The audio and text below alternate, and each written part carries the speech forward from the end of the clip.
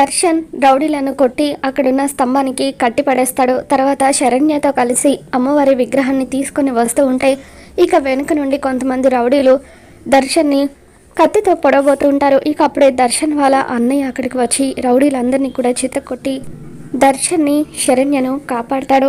మరోపక్క తేలు కుట్టడంతో ఆనందకు ఒళ్ళంతా కూడా విషం వ్యాపిస్తూ ఉంటుంది. ఇక నెమ్మదిగా ఆనంద స్పృహ కోల్పోతూ ఉంటుంది. దర్శన్ వాళ్ళ అన్నయ్య రౌడీల నుండి దర్శన్ వాళ్ళను కాపాడిన తర్వాత వీళ్ళ సంగతి నేను చూసుకుంటాను, మీరు త్వరగా వెళ్ళండి రా అని చెప్పి అంటూ ఉంటే శరణ్య దర్శన్ ఇద్దరు కూడా విగ్రహం తీసుకొని అక్కడి నుండి వచ్చేస్తారు. ఇక ఆనంద వాళ్ళ అక్క ఆనంద పరిస్థితి చూసి కర్టెన్స్ మూసేసి ఏమైంది ఆనంద అని చెప్పి అడుగుతూ ఉంటే తేలు కుట్టిందక్క అని చెప్పి ఆనంద అంటూ ఉంటుంది. ఇక ఇంతలో శరణ్య అక్కడికి వస్తుంది. ఆంటీ ఏమైంది ఆంటీ అని చెప్పి అంటూ ఉంటే తేలు కుట్టిందని చెప్పి ఆనంద అంటూ ఉంటుంది. అయ్యో విషం ఒళ్ళంతా పాకేస్తున్నట్టుగా ఉంది అని చెప్పి శరణ్య కాళ్ళు చేతులు రుద్దమని ఆనంద వాళ్ళ అక్కకు చెప్పి తన నోటితో విషాన్ని అంతా కూడా తీసేస్తుంది. ఇంత నొప్పిని ఎలా భరిస్తున్నారంటీ అని చెప్పి అంటూ ఉంటే పరువు కోసం అని చెప్పి ఆనంద అంటూ ఉంటుంది.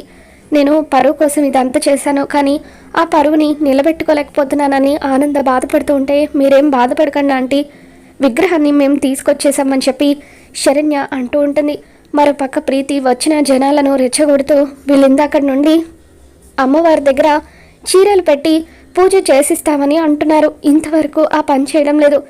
ఇక వీళ్ళు ఆ పని చేయరు, కానీ మీరు వెళ్ళిపోవడం బెటర్ అని చెప్పి అంటూ ఉంటే ఇక షాప్కి వచ్చిన జనాలంతా కూడా అక్కడి నుండి వెళ్ళిపోతూ ఉంటారు. ఒక్క నిమిషం ఆగండి, మా అత్తయ్య వస్తున్నారు అంటూ శరణ్య వాళ్ళను ఆపుతుంది. ఇక దాంతో ఆనంద వాళ్ళ ముందుకు రావడంతో ప్రీతి టెన్షన్గా ఇదేంటి నాన్న, విగ్రహం ఉండాల్సిన ప్లేస్లో ఆనంద ఉండాలి కదా, మరి ఆనంద ఎలా వచ్చింది అని చెప్పి వాళ్ళు అంటూ ఉంటారు. ఇక పంతులు గారు కర్టెన్స్ని ఓపెన్ చేసి అమ్మవారి పూజ మొదలు పెడదామని చెప్పి అంటూ ఉంటే ప్రీతి వాళ్ళ నాన్న ఇద్దరు కూడా షాక్ అవుతారు. ఇక ఆ తర్వాత ఆనంద దేవుడికి దండం పెట్టుకుంటూ ఉంటుంది.